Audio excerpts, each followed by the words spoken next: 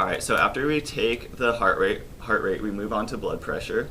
And so there's some equipment that you need to have prepared for this.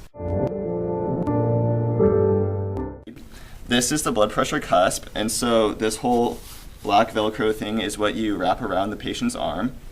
And you have the pump right here, which you pump up to put air in here, and that's what gets it tight around their arm. And so before you begin, you got to make sure this is twisted all the way to the right, righty-tighty, lefty-loosey. So when you have it all the way to the right, that's how you close it off so that air actually pumps into here. Otherwise, you'll keep squeezing and nothing will be happening. The meter, so when you pump it up, you can gauge how much air you have in by how high the numbers are.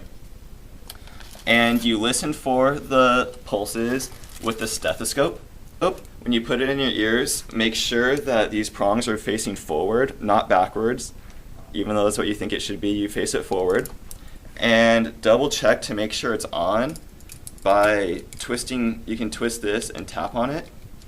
So you hear, right now it's not really making a noise in my ear, but when I twist it, then I can hear it. And so that's how you know if your stethoscope is on and working. Otherwise, you might be sitting there and be thinking this person has no pulse, when really your stethoscope is just turned off. And then you have the patient put their right arm up on the table, and we use the right arm just for consistency throughout all the tests. So what you're gonna do is you're gonna try to see if you can find a pulse on their brachial artery. It's usually towards the inside of their elbow, around here. And you kind of just take a little mental note of that.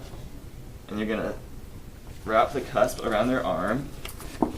Keep it snug, but not super tight. You just don't want it to have it loose and wobbling around.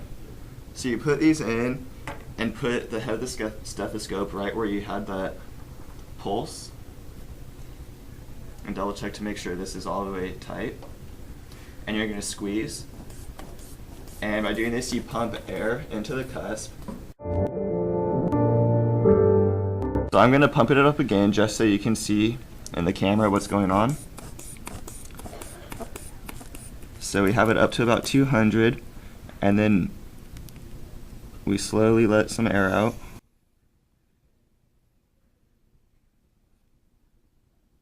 And that's where I heard my first thump, and you can see the dial bouncing up and down. And the last thump I heard was at about 64. So I got about 118 over 64, because that's where I heard my first thump, heard more, watched the dial bounce up and down, and about 64, I didn't hear anything anymore. But essentially what you're looking for is when you release the air, you'll see the dial go, and you'll begin to hear thumps, usually around 120. That's just kind of an average. Some people might be a little higher, a lot of people are lower than that.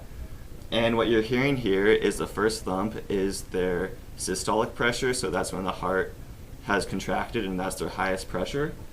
And you'll continue to hear light thumps, and the last thump you hear is the second number you record, and that's their diastolic pressure, and that's when the heart is relaxed and it's refilling with blood.